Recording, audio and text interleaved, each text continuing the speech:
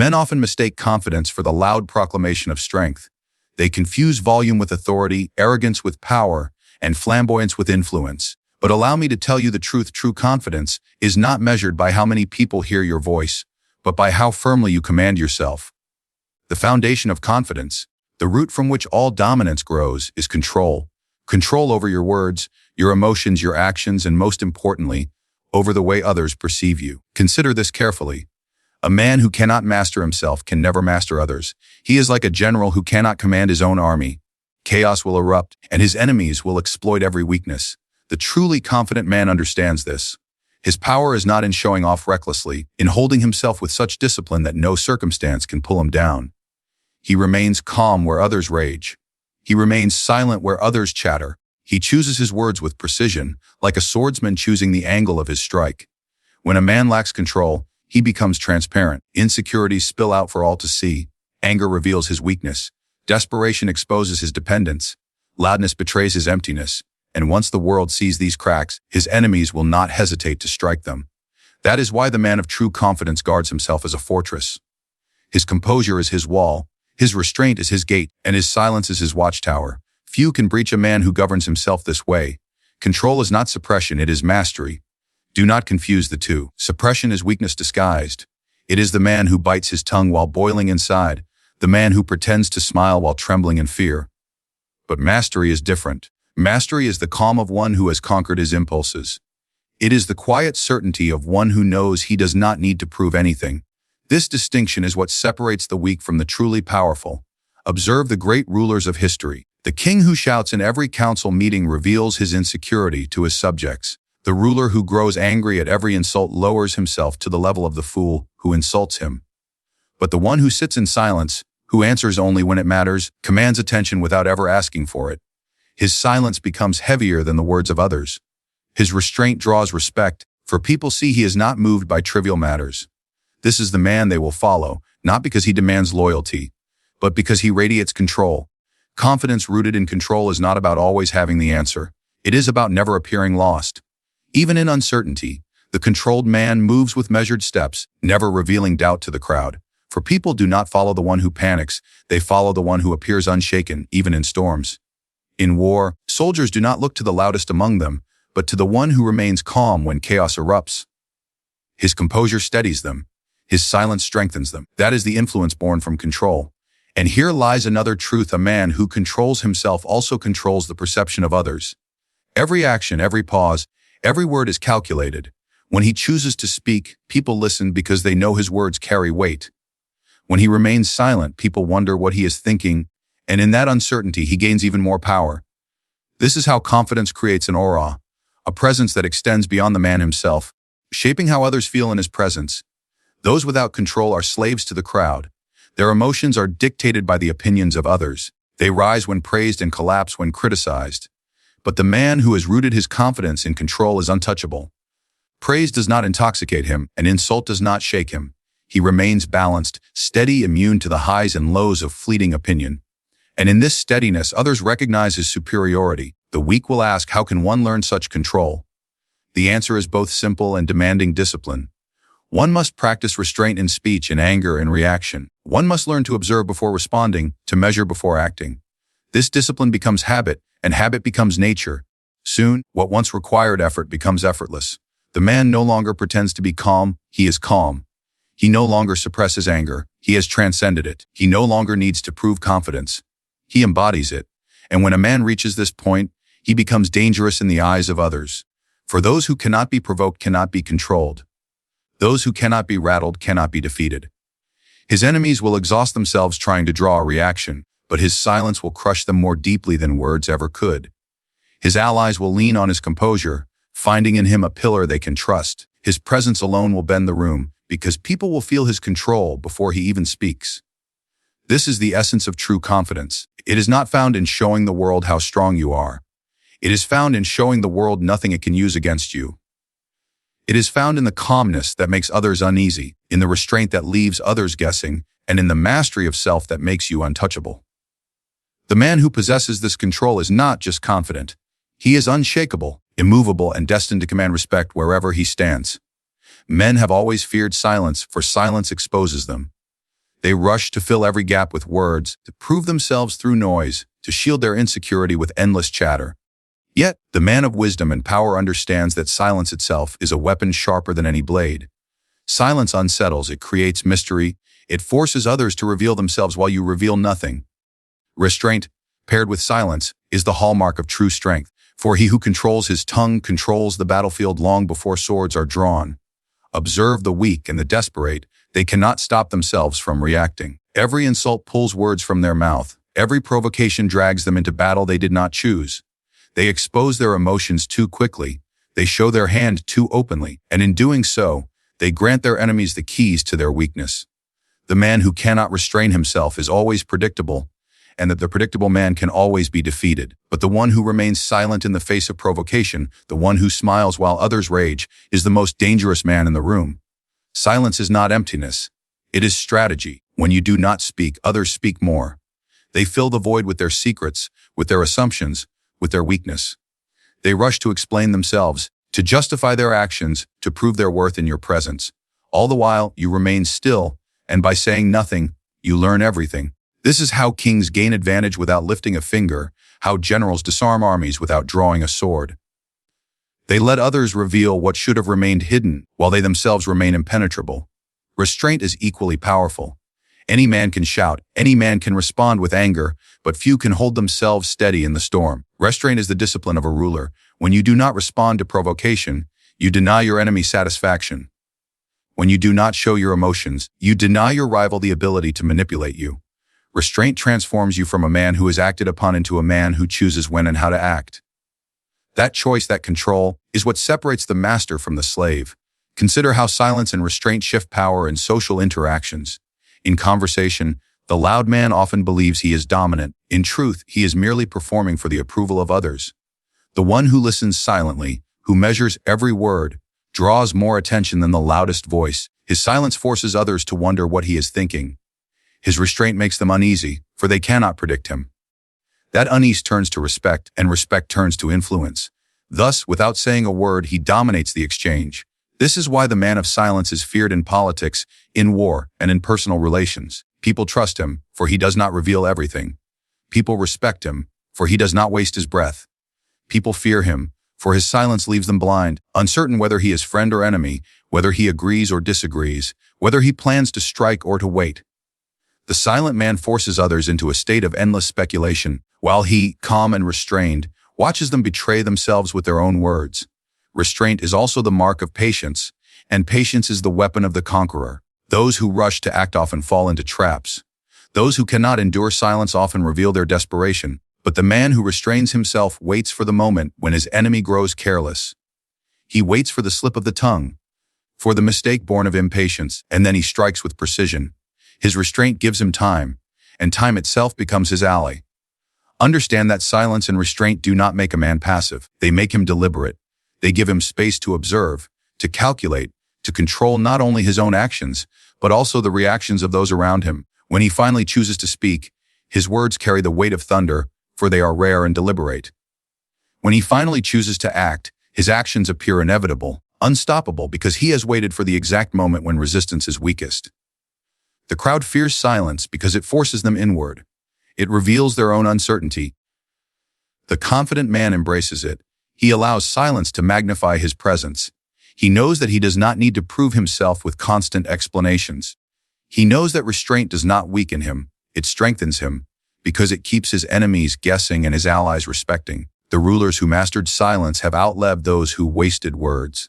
The generals who held their forces back until the right moment conquered those who rushed recklessly, and the men who held their emotions steady have always outlasted those who threw themselves blindly into the heat of passion.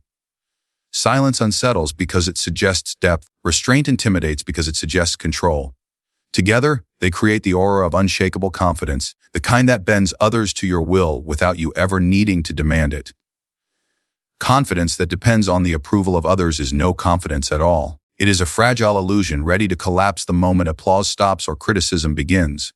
True confidence grows only in independence. The man who does not lean on the opinions of others, who does not hunger for their praise or tremble at their judgment, is the man who cannot be moved. He is like a fortress built on stone, while others rest on sand that shifts with every tide of public opinion.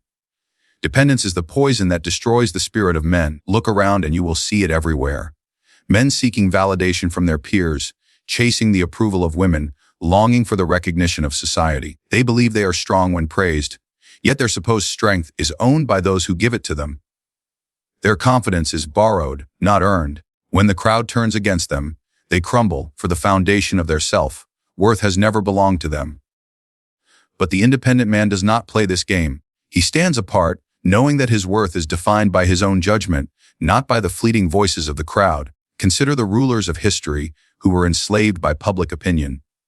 They bent their will to the demands of the mob. They craved the cheers of the masses, and they ruled not as kings, but as servants to the desires of others. Their reigns ended in weakness, for men soon tire of leaders who beg for love. The rulers who stood apart, who demanded respect instead of affection, left behind empires that endured. Independence in judgment gave them strength, and from that strength their confidence was unshakable. The independent man understands a simple truth: those who need others the least control them the most. Dependence makes you predictable, it makes you desperate, and desperation is always exploited. The man who requires nothing from others is impossible to manipulate. He does not bend to insult, for his worth is not measured by their words. He does not chase admiration, for he does not hunger for it. He does not beg for loyalty, for his presence commands it. This man is free, and from this freedom rises confidence so powerful it cannot be broken. Independence is not isolation. It does not mean rejecting all relationships, all alliances, or all cooperation. It means entering them from a position of strength, not need. The independent man chooses his company, but he is not chained to it. He values respect, but he does not require it. He accepts loyalty, but he does not beg for it. When he walks into a room, he does not seek validation from others. Instead, others look to him for guidance, for approval, for recognition. His independence places him above the crowd, not among it. Observe how dependence makes men slaves to trends, opinions, and fleeting fashions. One day they act bold because they are praised for boldness.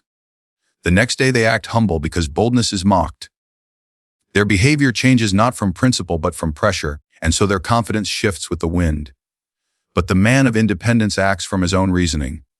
His behavior does not sway with the mood of the crowd. This stability makes him appear stronger, for people crave certainty in uncertain times, and they will follow the one who appears unmoved when all others are shaken. Independence also grants clarity. The man who depends on others cannot think clearly, for his mind is clouded by the need to please. Every decision he makes is not truly his own, but shaped by the fear of disapproval.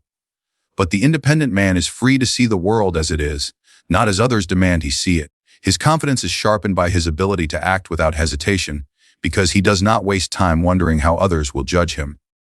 His mind is his own, therefore his power is absolute.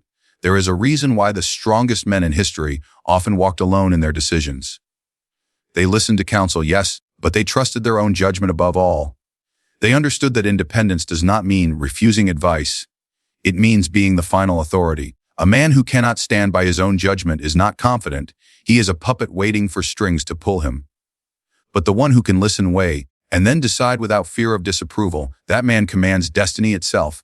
Independence also commands respect, for others instinctively admire those who are not swayed by the crowd. People despise desperation, for desperation reeks of weakness. But independence fascinates them, intimidates them, it compels them. They see in the independent man something they cannot grasp, freedom from their own chains. They are drawn to his presence, for it reminds them of what they lack. They respect him, even if they envy him, because he cannot be owned by their opinion. The independent man also knows the value of walking away. He does not cling to relationships, opportunities, or approval out of fear of losing them. He is willing to lose, for he knows his value is not diminished by what others give or take. This ability to walk away makes him dangerous, for dependence is the weapon most often used to control men.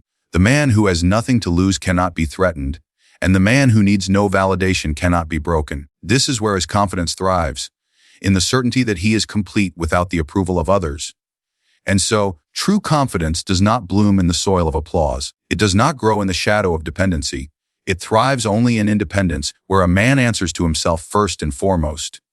His words are his own, his actions are his own, his worth is his own. He does not wait for the world to crown him, for he has crowned himself. And in this independence, his confidence is not only visible, it is unshakable, untouchable, undeniable. Confidence is often mistaken for bravado, for arrogance, for the loud display of self-importance. But true confidence, the kind that bends the will of others, is something far deeper, far rarer. It is unshakable. It is not a flame that flickers when the wind rises. It is a stone that does not move, no matter how strong the storm. This unshakable confidence is what inspires two powerful forces in human nature: fear and respect. Both are essential for authority, and both flow naturally toward the man who cannot be shaken. Understand this: men and women do not respect fragility. They may pity it, they may comfort it, but they do not bow to it. Respect is granted only to that which seems unbreakable. Fear, too, is born not from cruelty alone, but from the sense that nothing can disturb your foundation. When people see that you are steady when others tremble, calm when others rage, and composed when others fall apart, they begin to sense that you are made of something greater than them. They begin to treat you as if you are untouchable. This is how unshakable confidence builds an aura around you, an invisible crown that commands recognition without a single demand. The weak man, on the other hand, betrays himself with every reaction. He grows angry at insult, desperate at rejection, and uncertain in the face of challenge. His emotions are his chains, and the world tugs him at will. No one respects him because no one fears him. For what can be feared in a man who cannot master his own composure? He may shout, he may posture, he may pretend, but everyone sees the cracks beneath the surface. His confidence is a costume, not an armor. But the man of unshakable confidence is different. His stillness alone unsettles others. When insulted, he does not react, and this restraint disturbs his enemies, for they expect weakness and find only silence. When tested, he does not falter, and this calmness unnerves those who thought they could shake him. When challenged, he does not rush, and this patience disarms his rivals, who exhaust themselves while he conserves his strength. Slowly, they begin to respect him not because he demands it, but because they realize they cannot move him. That which cannot be moved becomes a force in itself. This is the secret that most men never understand. Fear and respect are not created by force alone, but by composure. A ruler who lashes out at every enemy shows that he is disturbed. A man who explains himself endlessly shows that he is uncertain. But the one who remains calm, who does not reveal weakness, who carries himself as though nothing can touch him, becomes an object of awe. People begin to fear displeasing him, not because he threatens them, but because they sense that he stands above them. They respect him, not because he asks for it, but because they cannot deny it. Unshakable confidence transforms presence into power. Imagine a crowded hall. Many voices are raised, men shouting to be heard, women speaking to prove themselves. Yet when the man of composure enters, silence follows him. Not because he asks for it, but because people feel it. His steadiness radiates through the room. His gaze, firm but calm, carries more weight than the speeches of the loudest voice. He becomes the axis around which the atmosphere turns, and without speaking a word, he commands both fear and respect. Fear, in this sense, is not terror. It is the hesitation others feel before crossing you. It is the pause that enters their mind when they consider whether to test you. It is the silent understanding that you are not easily provoked, not easily shaken, not easily broken, and respect is the recognition that follows. People admire what they cannot bend, they admire what they cannot corrupt. Together, fear and respect create influence stronger than any title, any wealth, any display of force. The man of unshakable confidence does not seek to be loved, for love is fragile, built on fleeting emotions. He does not seek to be liked, for popularity shifts like the wind. He seeks to be regarded with respect, and he cultivates the kind of presence that makes others think twice before disrespecting him. He does not shout to prove strength. He embodies it in every calm gesture, every steady word, every moment of silence where others would have broken. In war, soldiers rally not behind the loudest commander, but behind the one whose confidence does not break under fire. In politics, people vote not for the one who panics, but for the one who seems steady even when the world crumbles. In life, men and women alike are drawn to the one who radiates calm assurance, because it gives them something to hold on to when they themselves are uncertain. This is how unshakable confidence multiplies its influence, by providing others with what they lack. And yet, it is not built in a day. This kind of confidence is forged in discipline. It is built by mastering your emotions, by choosing silence over reaction, by refusing to be enslaved by praise or broken by insult. Each time you remain calm when others expect you to collapse, your confidence strengthens. Each time you resist the urge to prove yourself, your presence grows. Each time you choose to remain unshaken, the world begins to believe that you cannot be shaken at all. This belief is what creates fear and respect. Once people believe you cannot be moved, they will treat you differently. They will step cautiously in your presence, even if you have never raised your voice against them. They will show you deference, even if you have never demanded it. They will fear your disapproval more than they would fear another man's anger, because anger fades, but your silence and composure linger. In time, you will no longer need to assert yourself, for your unshakable confidence will assert itself for you. Would you like me to now combine all 4 expanded keynotes into one continuous script so it flows as a complete Machiavellian narration, without separation, as if it's a full lecture? You now see that the power of confidence does not come from noise, nor from the desperate hunger for validation, from mastery of the self. Confidence rooted in control makes you unshakable, for no impulse can betray you. Silence and restraint make you powerful, for they deny your enemies knowledge and unsettle all who would test you. Independence frees you, for the man who does not beg for approval cannot be manipulated. And when this foundation is complete, your confidence becomes unshakable, inspiring both fear and respect, the twin forces that bend the wills of others to your presence. This is the confidence of rulers, the composure of conquerors, the aura of men who shape the world rather than bow to it. Most men will remain slaves to their emotions, prisoners to the crowd, desperate for affection, shaken by every insult. But you, if you choose, can become different. You can become the man who does not flinch, who does not bend, who does not waver. And in that steadiness, you will find that others cannot help but submit to your presence. For in a world full of noise, the silent, controlled, independent, and unshakable man is always the one who commands true power.